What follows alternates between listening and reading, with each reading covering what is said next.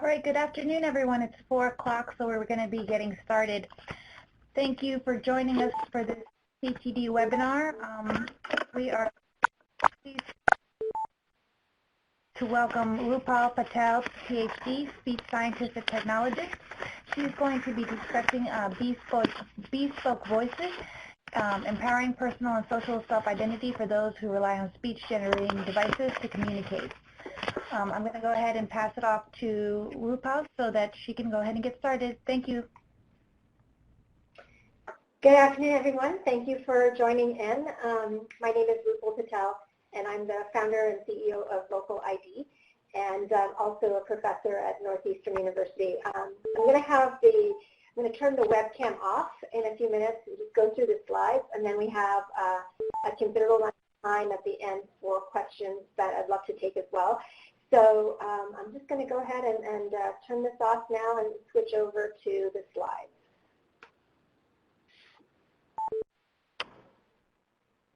Okay. So as I said, I am the founder of and CEO of VocaliD, and what I want to talk about today is the science and the underlying technology that was initially developed in my laboratory at Northeastern University, where I'm a professor in the departments of communication sciences and disorders and computer and information science. And that gave rise to VocaliD. And the underlying technologies of relevance to assistive technology, which is what we're talking about today. And I want to delve deeper into the science of speech production and how that impacts the ability to make custom voices for those who rely on assistive communication devices. I'm very excited to announce that we will be launching our BeSpoke Voices as well as our Vocal Legacy Voices later this year in 2016. And I want to tell you about how we create these custom digital voices. So each one of us has a unique voice. It's how people know us, and it's how people remember us. All of our voices are not identical, and in fact, they are so much a part of who we are. They're our identities. And there's an evolutionary basis for why we all have unique voices. It may have begun with the fact that we needed a unique voice to signal danger or to even make mating calls, to identify who it is amongst our species that we are communicating with, or those who are outside of our species or group, right? So there's a key reason for why all of our voices are different from one another, and it goes far beyond the technology today that we're talking about. It really has a deep meaning in evolution and sort of development. At the very basic level, a unique voice allows us to identify the person that we are speaking with. And a familiar voice actually activates different parts of the brain.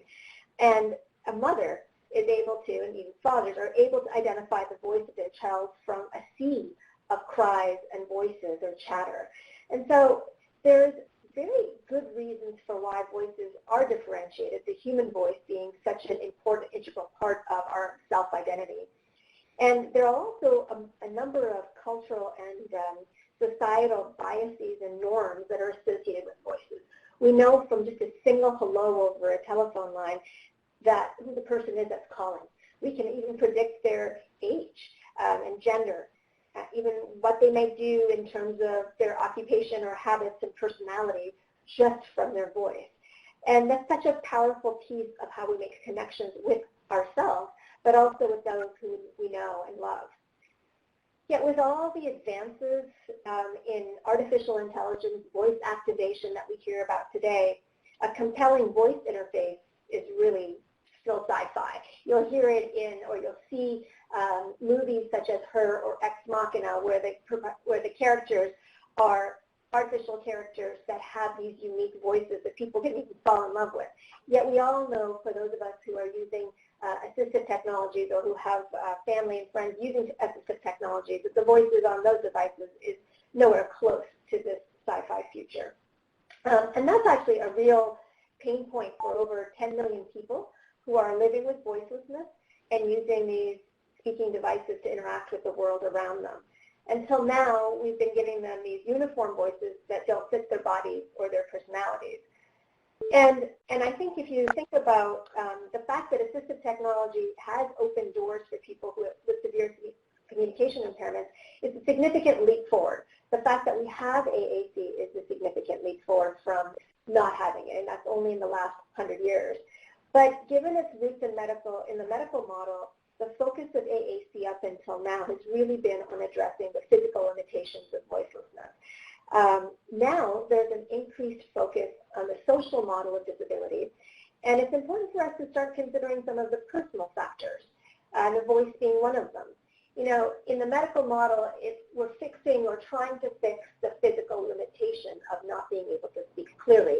And so giving someone a functional voice solution is important, and it sort of fixes that piece. But as you think about the social model considers other types of personal factors as well, the voice being a very important part of it.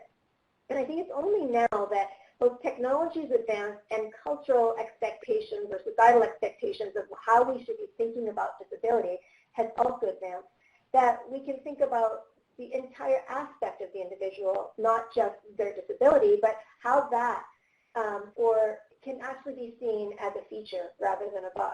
How do we create ways in which these individuals can have full lives and be accepted fully for who they are? And if we can harness some aspect of their voice, perhaps that allows them to engage more fully in society and also see themselves as full members of society, which they are. And so to only think about AAC as the successful transmission of information and basic information is to shortchange that person of their individual life situations. You know, two children who are using AAC in the classroom may have similar physical and cognitive abilities, but they shouldn't, and they may even be using the same device, but they are unique individuals who have different voices. And so one of the things that struck me is the beginning of VocaliD was back in 2002. I was at an assistive technology conference presenting my research on how people with severe communication impairments still have control over the melodic aspects of their voice. So familiar communication partners can typically understand even most severely impaired speech. And that's because there's some aspects of the voice that are still relatively preserved in people with severe communication disorders. And this is the work that I had done for my PhD, showing that there's preserved prosodic content, prosodic meaning the melodic aspects of speech, are still able to be controlled to a relative degree by people with communication impairments. But yet, right after giving that talk, I walked into an exhibit hall, and what I saw was a young girl and a grown man having a conversation using different devices, but the exact same voice. And what struck me was that I was hearing this voice from all around me. You know, that perfect call voice at that time coming from everywhere.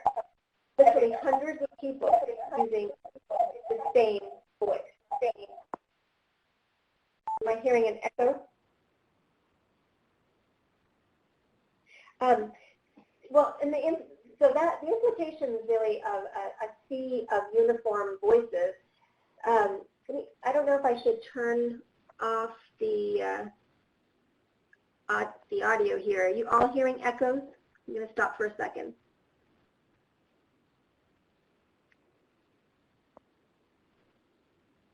Okay, that's better. All right. Hope that will help us here. So in 2002, the sea of uniform voices, what I saw and heard around me was really something that sparked the beginnings of VocaliD and the beginnings of a career or research line in this work. And I think the main thing that struck me was that having this uniform voices really impeded social integration for people who use assistive communication. It impedes the ability for us to see the individual with the communication impairment as more capable rather than just looking at their disability. What I was seeing and what we were doing in our research was showing that even those with communication impairments had abilities that were preserved and that we could harness them. Yet the AAC devices that we were giving them, at least the voice output, was still perpetuating that disability. And I think it's not, it's not a mystery why sometimes adoption of AAC, even though it gives us so much in terms of being able to communicate, why adoption rates aren't as high as we want them and why abandonment rates are so high. You know, I think that part of it is we haven't fully closed the loop on what this assistive technology should be doing for the individual. That it should be giving them something beyond just that functional solution. And so, you know, what set off there was the beginnings of VocaliD back then. So so in 2002, what I saw was something that really sparked the beginning of the next line of work that we were going to do. Some of the reasons why the similar voices were being used on assistive technology systems was because of an artifact of old research. Back in the 1970s and 80s, it was shown that the adult male voice was the easiest to understand in reverberant environments like a classroom. But classroom acoustics had changed over the decades, and yet clinical practice to fit people with the same adult male voice had not changed. And we needed to change that, right? We wouldn't dream of fitting a little girl with the prosthetic limb of a grown man, so why would we give them the same prosthetic voice? And really, I think, but what are their options? Right now, the options for people with assistive technology needs really range in these two broad extremes. On the one end, there's these low-quality robotic voices that are based, you know, on a model-based aspect of speech synthesis. And we don't really have that in AAC anymore, but we still hear that in the voices around us and other things that talk. And on the other end of the extreme are expensive, generic-sounding voices like Siri or Cortana. Our voices in AAC sit somewhere in between, yet they still are very generic. You know, to have about 70 voices across multiple languages and only a few options for kids really isn't sufficient to mark all the various different people that are using AAC around the world. So that's where we wanted to innovate on, is we saw that there was an opportunity here to move beyond what we had then.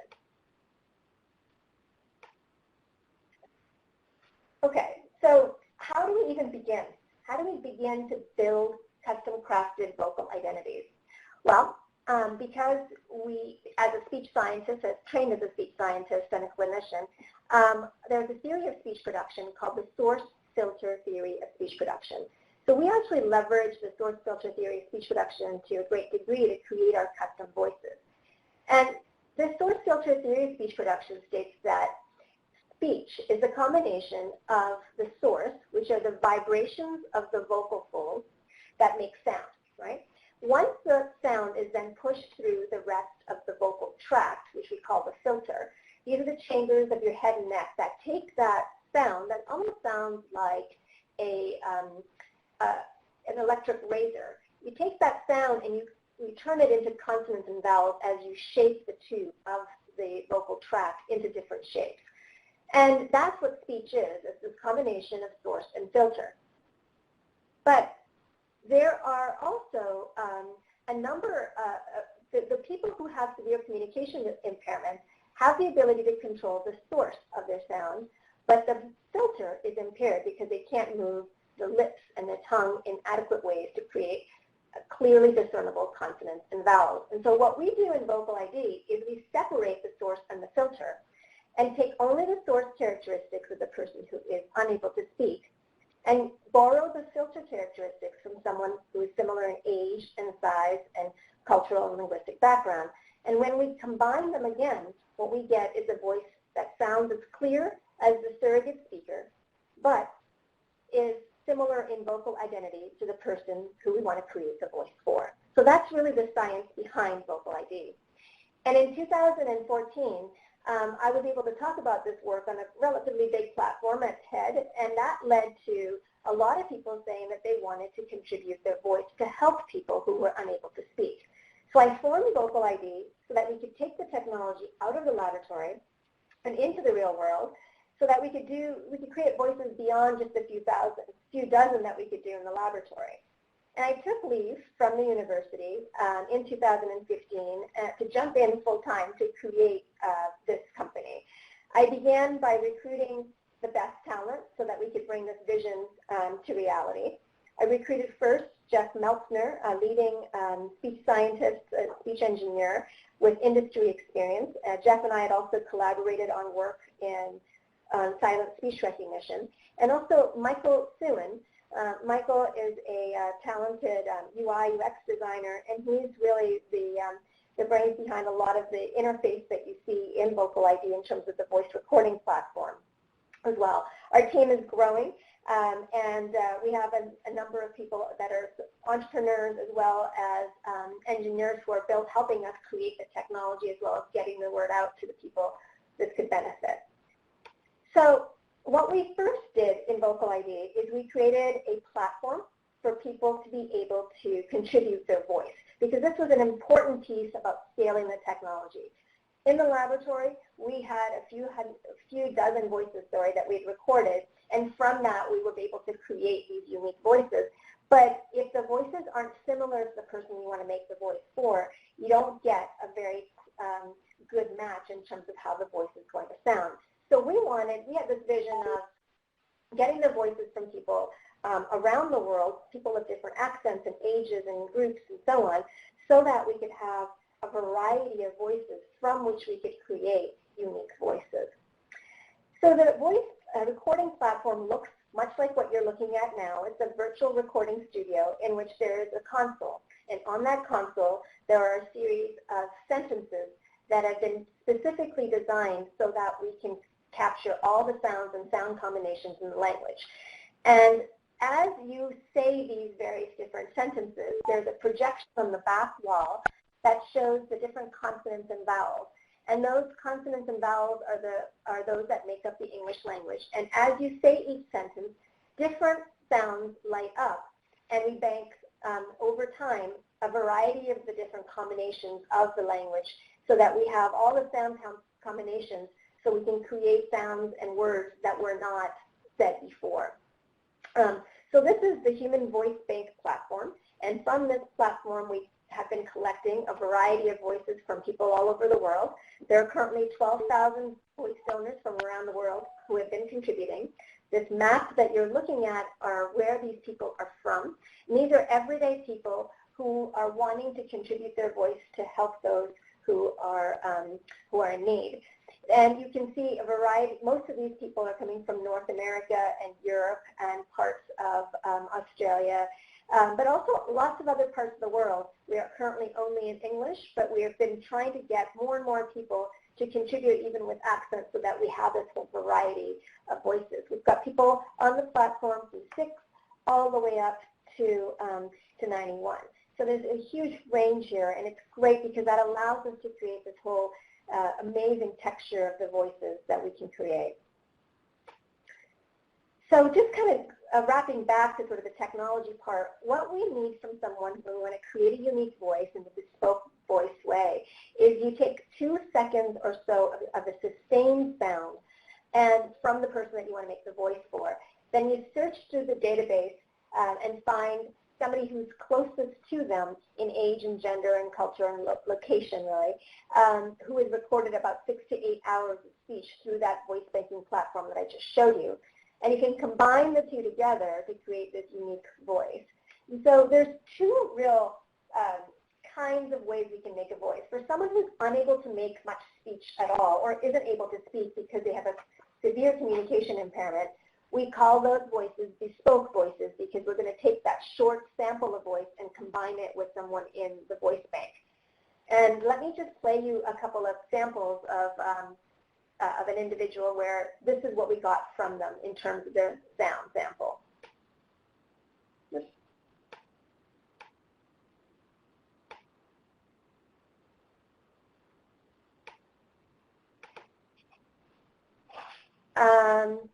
Can you play that sound, Anna Maria? We won't be able to play it through the PowerPoint, no. Do you have it on a file? I can open it on a file. Let me just do that.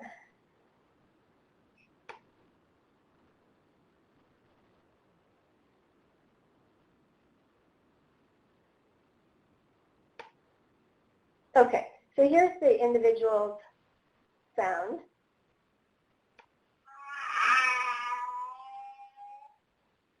So that's all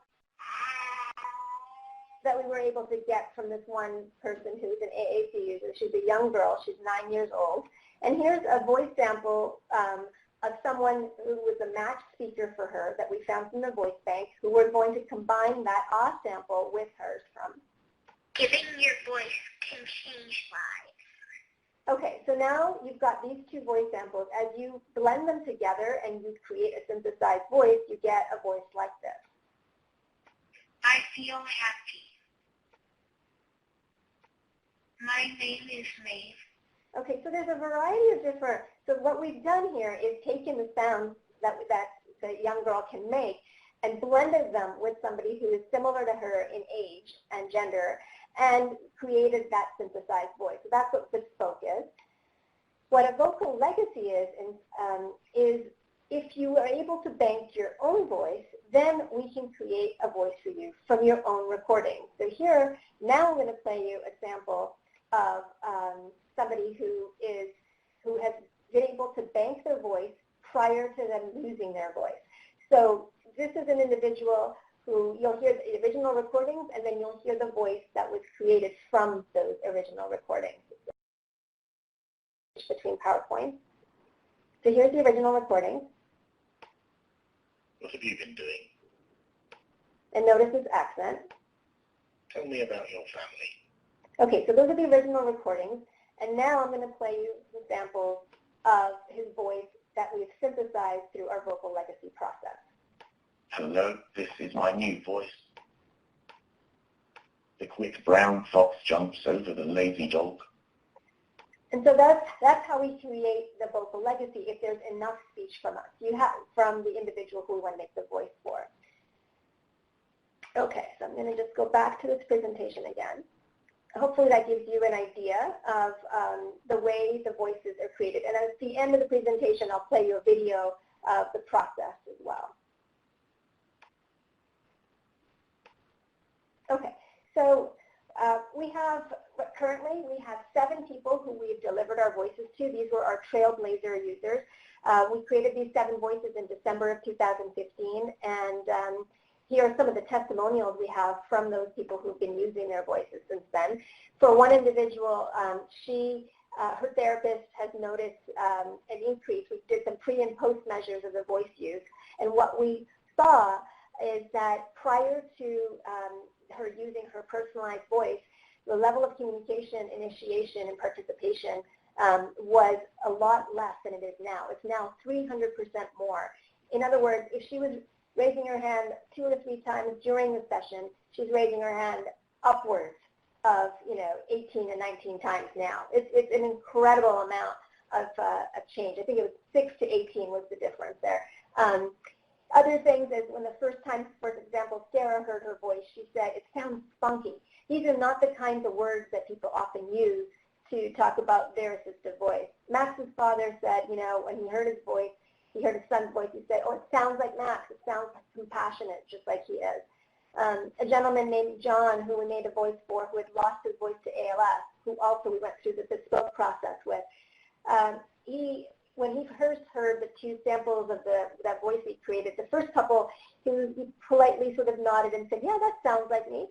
And he heard the third sample that we created, his entire body went into shakes, thinking, indicating that he was hearing himself again for the first time in 8 years. So I think it's really powerful what the voice can do. It's clearly still a synthetic voice, so you have to keep that in mind, that, with all the advances we're making, we have been able to create a voice that's from just a couple of samples of their voice and at this price point, but it doesn't mean it's going to sound like an impersonation of someone. So just, to keep those things in mind as well. We currently have 86 pre-orders for 2016 and are seeking additional pre-orders for people who are wanting to build the voice for themselves or for their loved ones.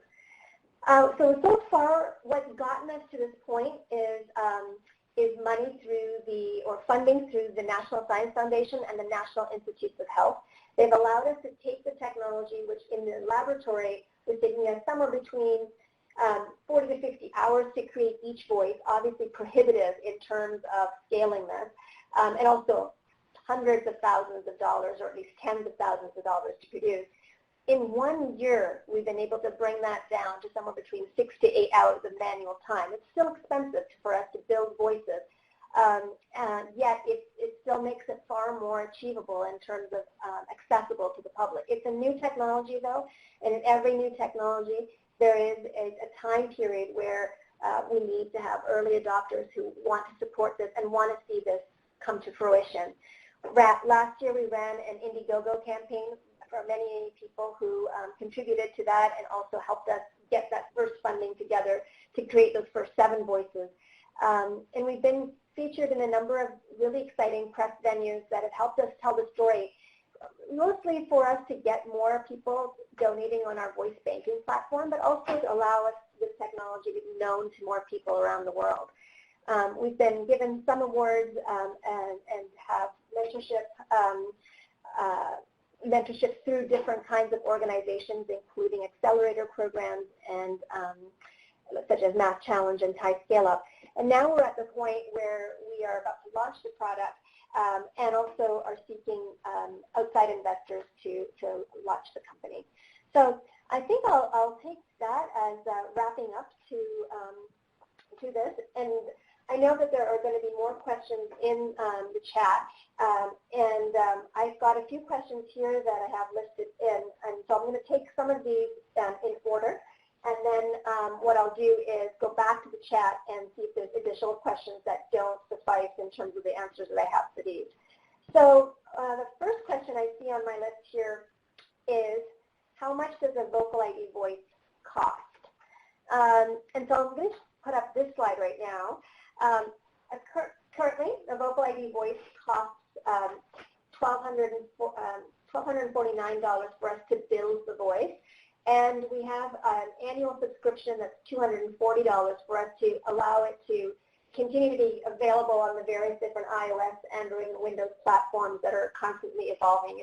It's costly for all the changes that are happening. In addition, we have plans for ways in which we can evolve the voice over time as well. So if you build a voice for a 9-year-old today, how do you grow that voice for later?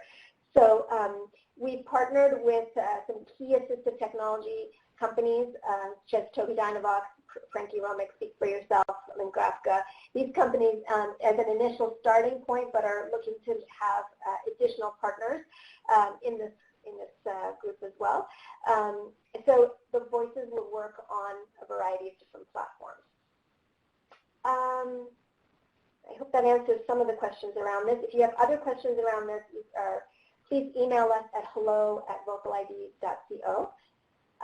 The next question here I see is, what type of funding sources are available to fund the voice?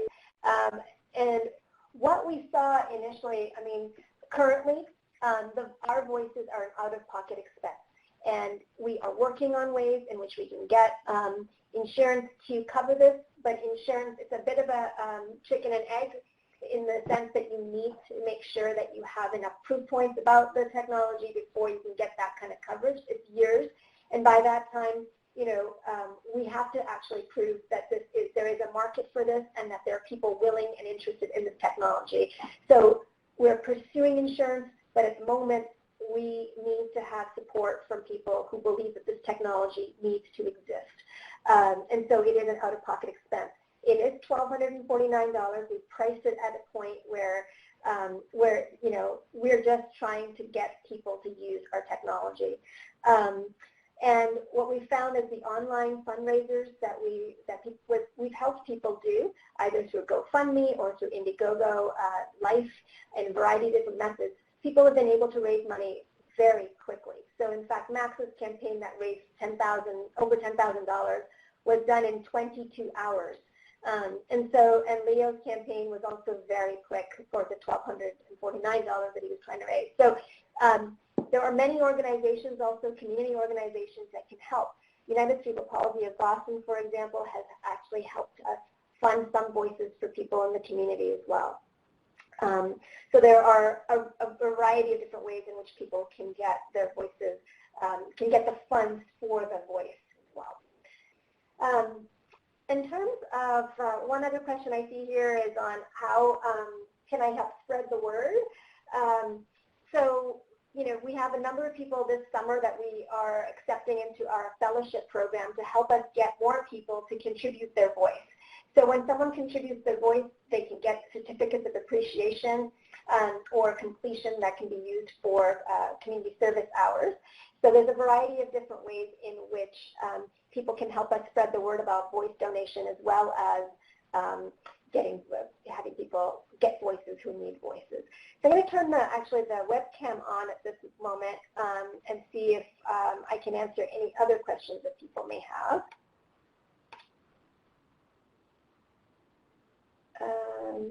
Let's see, how do I do that? Anna Marie, I don't see the webcam again. Oh, there we go. Okay, a couple other questions I have on here is, my computer may not be the best device to get clear recording. Are there recording studios that you're partnered with to get higher quality recording? We aren't partnered with other recording studios, but there are many people who are recording in a home studio, or sometimes even recording in a quiet room with that's padded. For example, even a walk-in closet can work relatively well. As long as your computer has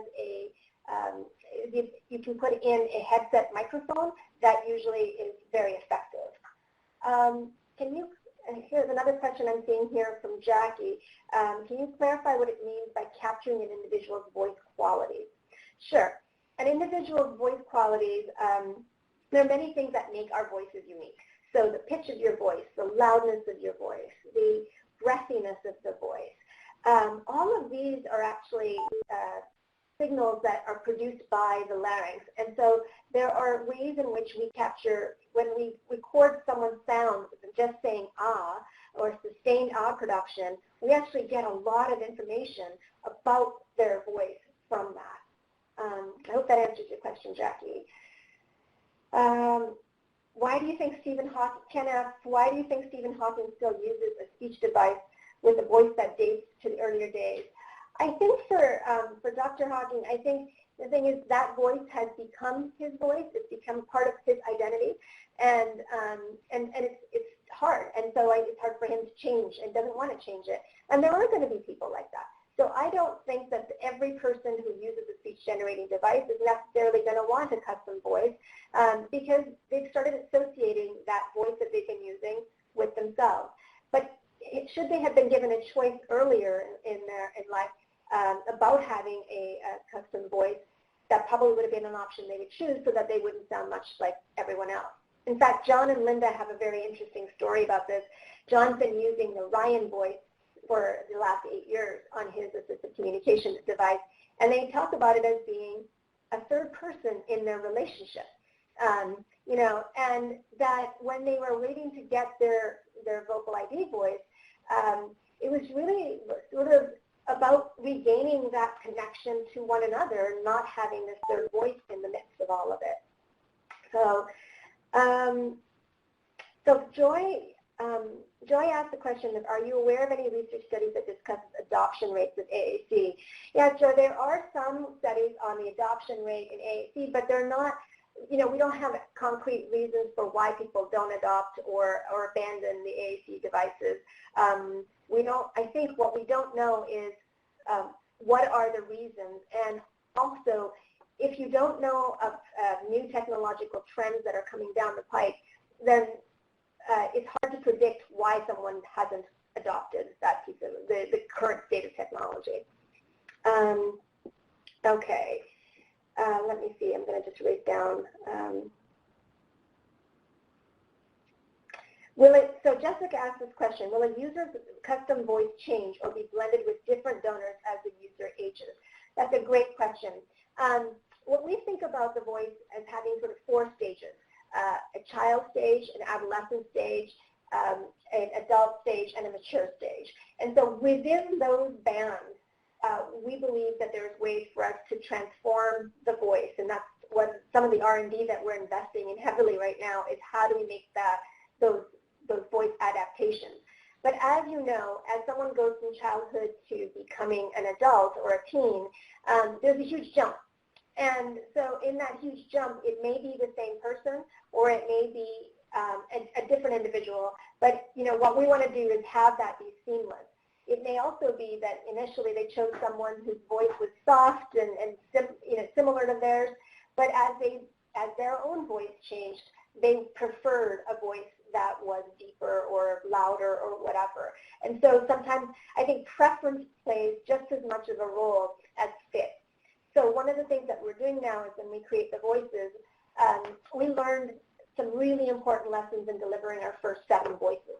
What we learned is we created 3 voice options for each individual in our first set. And the reason we had done that is because we didn't have a way to know exactly what it is that they would want. So we created these 3 different options, and we played them the voice options, and sometimes they preferred ones that were not necessarily the clearest, but were the ones that somehow they affiliated with. So now what we're doing is, once the person has given us their voice sample, we find the match or the matches in their database, and we offer them one of 3 different choices.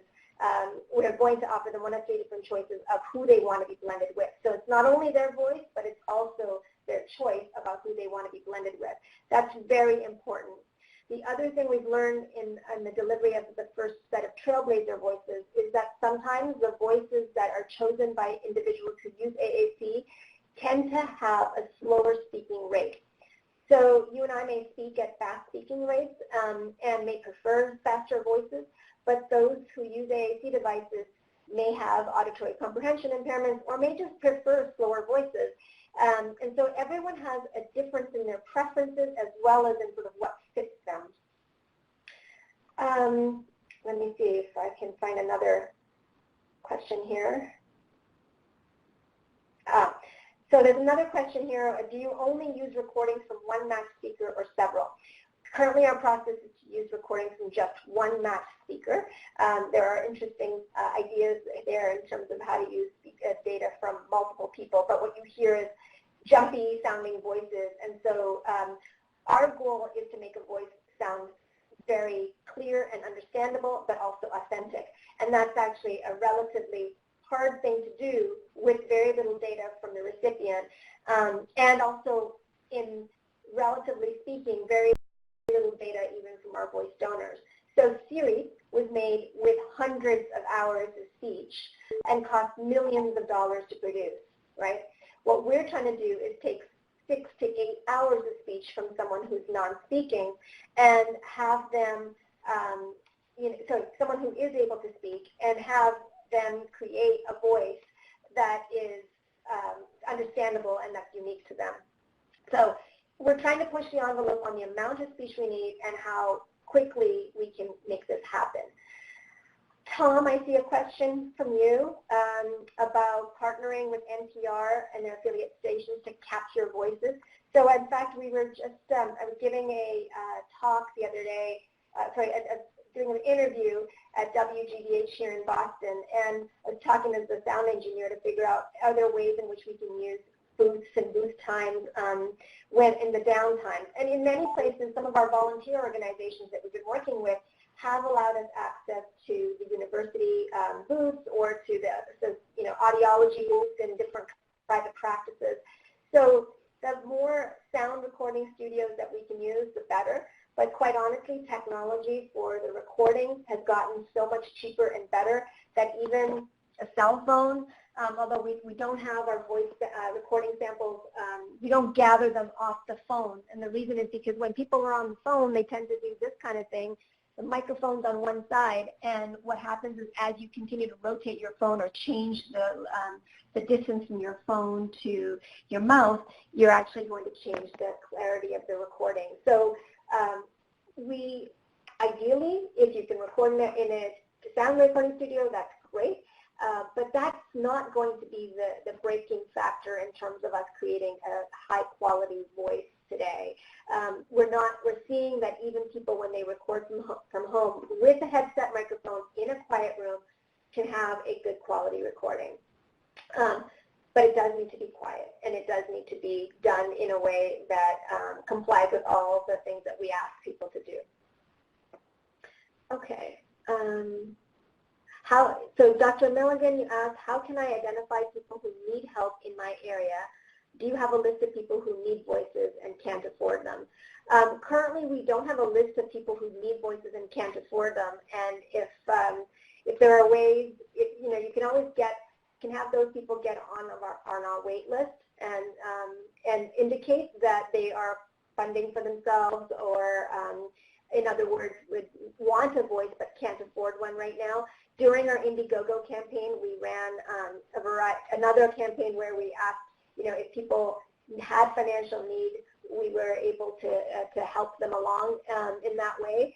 What we're doing though right now at scale, we must show that we have enough customers to get this off the ground. So there are many other funding vehicles available. So we hope that if you do know of people, please let them know about it and see if there can be any community-based sort of organizations that we can get to help us get this moving along.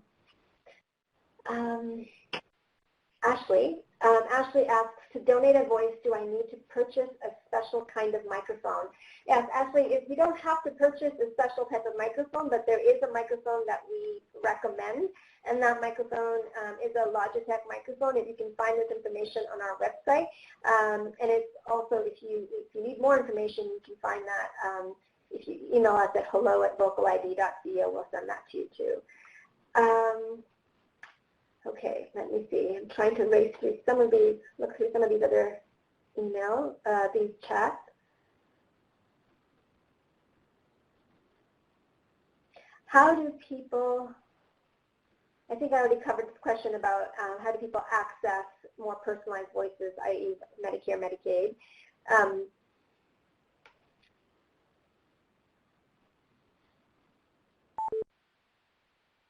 Okay, Shannon asked, for Legacy, he sounded English, pre-recorded, then more Australian after. So Shannon recognized a difference in accent before and after the gentleman. He's actually Scottish, so maybe he's somewhere in between. It's not about vowel distortions, but we're trying to recreate his speech from just 3,500 sentences. And so there are sort of some approximations of speech that are happening there, which is why I was talking earlier about the fact that it is still synthesized speech, but it is one where we're getting closer to what the likeness of the individual.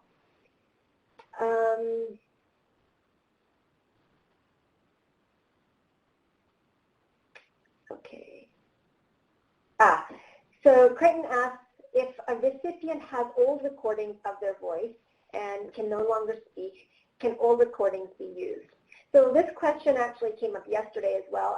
We have a number of people with degenerative conditions who did not bank their voice and who are unable to actually even make sound now in the case of many people with ALS. And our current process requires either that we have a 2-second long sample, which we're probably not going to be able to get a sustained sample like that in a pre-recorded sample of like a telephone record, like a message recording or a video or something like that, or it requires us to bank the voice on our platform. There's ways to do it, and in fact, we have applied for some funding in order to try to take that, what we call found audio, and use our same processes on it. But we don't have the funding currently or the capacity to actually do that, although we would love to do that. So if we were able to get additional funding, that would be one of the first things that we would attack, is how do we take found audio and use the BeSpoke process on that. I think it'd be wonderful for so many people. It really, right now, we have funding through the government for the R&D necessary to really get this first 2 products out, which is a lot on our plate with an extremely dedicated team. But we can't tackle all the problems at once, and we need significant funding to take on these newer kinds of R&D. But none of these things are really rocket science. They're within our reach, and we're capable of doing it. Let's see. We still have another 15 minutes or so, so I'm just going to check down to some of these questions. Have any members of the deaf community expressed an interest in receiving a custom voice? That's asked by Sue. There are actually some people who lost their speech, lost their hearing later in life, but this is text-to-speech, and so, you know, I haven't heard of people who have wanted a voice that have lost their hearing, but there are a number of people who have lost their vision later in life who have expressed an interest in wanting a custom voice because they rely on screen reading technology, and currently even screen readers have very generic sounding voices. And so what some of these people claim is that when they hear their voice, when they hear their own writing from a screen reader that is a generic sounding voice, they feel like they don't have that inner writing voice. And so they would prefer to have a custom voice instead.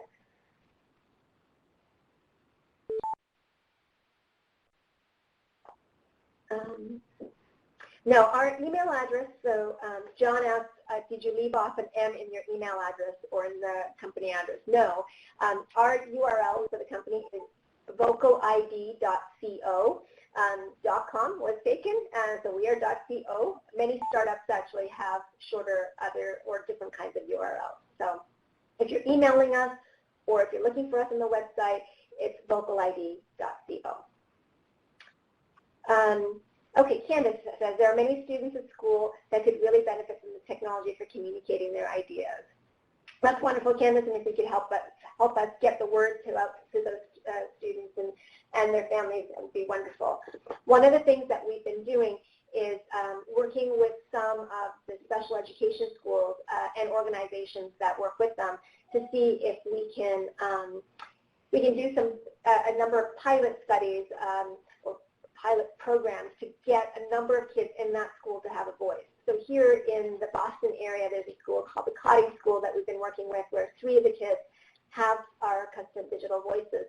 And what we see is really the interaction with those kids with one another, those students with one another, is just fascinating. You know, 2 children in that class or 2 students in that school, 1 9 and 1 16, had the exact same voice, and now they all have different voices, and that's really has been very empowering for them.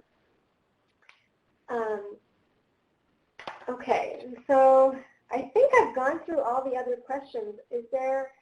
Are there any other further questions?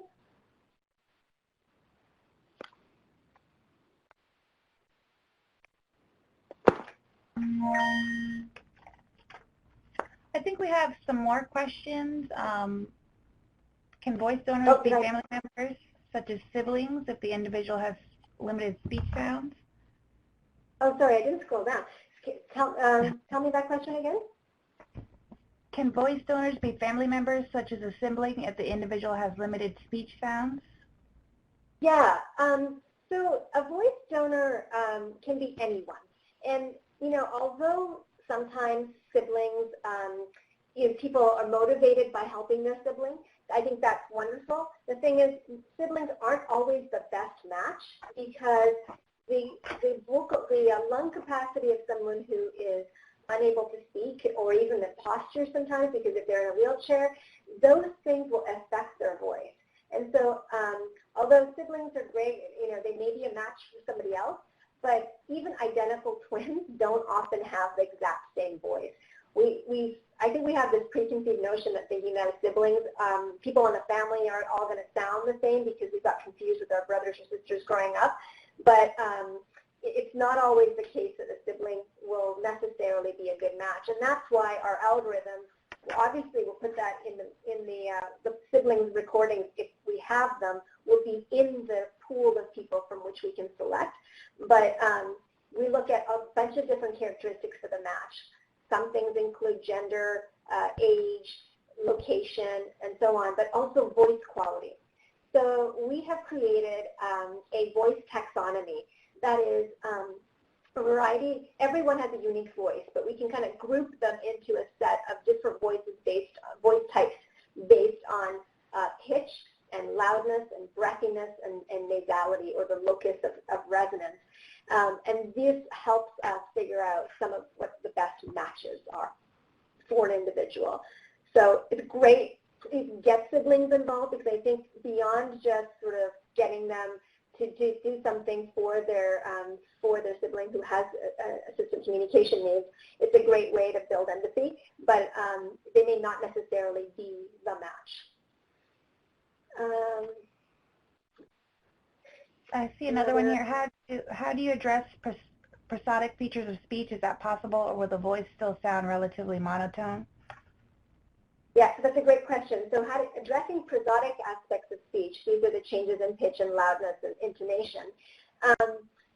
That's really the basis of my research, and a lot of what we were finding is that the prosodic aspects of someone who's non-speaking are actually relatively preserved. So we capture those, but you'll hear that synthesized speech still lacks intonation. It's work that we're working on. We have some visual spatial ways in which we can indicate prosody that we'd love to build into the voices, but there's still work to be done along sort of the emotional aspects of the voice. So step one, let's get to making it sound authentic. Step two, and clear still. Step two, let's work on the intonation and the emotional aspects, because that's a little bit more slippery. Okay, so Deborah, I see a question from you. While recording my sentences, I sometimes get warnings about volume, etc. The messages say not to worry, we'll re-record the problem sentences at the end. Typically, how much re-recording is needed? Yeah, so we have some online methods for how we are testing and making sure that your recordings are of the quality that we need to create a voice. You know, you need to have, because we're crowdsourcing this, we have people recording anywhere. And sometimes people forget that they've got the air conditioner on, or they've got, you know, the heat blowing, or whatever it may be. Or just something aberrant happens, you know, someone walks into the room as you do the recording. So the re-recording is done in cases where we just didn't get a good enough recording that we have to do it again. How often does it happen? It really depends on just the recording context in which someone is recording. So as long as you're in a quiet room and have a headset microphone on, it should be fine. But you are going to get that once in a while, and we will kind of recycle those sentences again so that we capture them. The sentences are ordered so that we're capturing some of the most important sentences first, but that means if you make some errors, we're going to have to recycle those again and get that. Again, I want to stress that, you know, making a good sounding synthesized voice depends on the quality of the recordings that we initially get. Ken asks, what is the format of these voice files? Can they be used with any speech generating device or just specific ones? The voices that we're building are compatible on all the different platforms. So all 7 voices that we deployed in 2015 were on Windows platforms. And Android, the voices work on Android as well, and we're currently in the process of, our voices also work on the iOS platform. For iOS, you have to integrate with each app, and so that's what we're doing, is we're starting off with a handful of apps so that we don't have new deployment for all. Again, this is just a resource question at the moment. Patel, do you want to show in either of the videos? Oh, sure. Let me, I'm just going to show this. Let me just show the first video. I'll turn off my webcam of the young girl. You can go ahead and play that. Best day ever! Best day ever! Hi, Dr. Patel. My name is Erin Clack. I am 9 years old and I live in Needham, Massachusetts. My little sister Maeve, who is 8, has cerebral palsy and uses an echo speaking device. We call her Talker. My name is Meg. I am 8 years old. Me, my mom, and my other sister Megan realized that Maeve's voice she has programmed in her Talker sounds nothing like the voice of an 8-year-old, but there are no voices programmed on the Talker that sound like one. We would love to get a new voice for Maeve, and I would love to be part of it. Thank you, Erin. I call shotgun. So today we're driving to VocaliD's headquarters. Erin is going to be using her voice to say a bunch of vocabulary words. Maeve will be providing sounds. A software program from VocaliD is going to combine those words and create Maeve's unique voice. I'm excited to meet Dr. Patel. It will be cool to hear a new voice for my device that sounds like me. We're finally here! I'm going to go in, I think, like a sound booth studio and just say like a bunch of words and sentences that don't really make sense, and then use the sound that Maeve made. They're going to mix it together to make a voice that sounds like hers. I think it's going to sound like a lot more like a little kid. My name is Rupal Patel. I am the founder of VocaliD. VocaliD is a company that builds personalized voices for people who use computerized voices to communicate. The voice is such an integral part of who you are. Having an individualized voice is something very important for someone who's going to use this voice as a way for others to get to know them. Today, we are going to get Erin to do some recording, and then we're also going to get you to make some sounds. And those recordings then we can use to make a voice for you. So what we're going to do is record you saying lots of different words, and then we're going to take that speech and chop it up into a little bit so that she can say not only the words you recorded, but other words that you never recorded. That's the magic. Wow. How are you? How are you? Good morning. Good morning. 1, 2, 3. That was awesome. Okay, take a break, okay?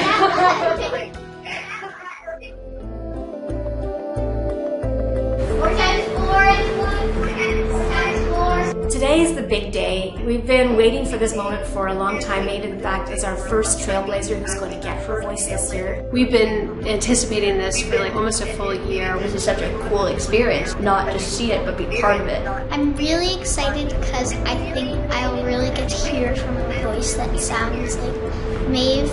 I think she's really excited for it, and I think she's going to love it.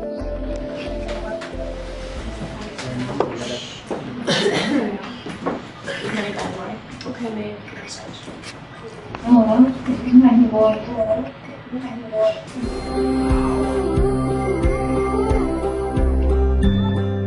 do you think about her new voice?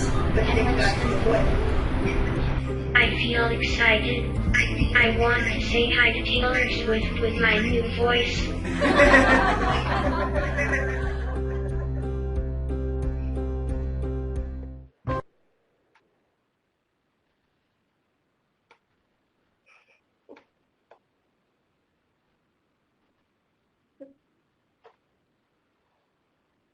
Okay, well that kind of shows an initial version,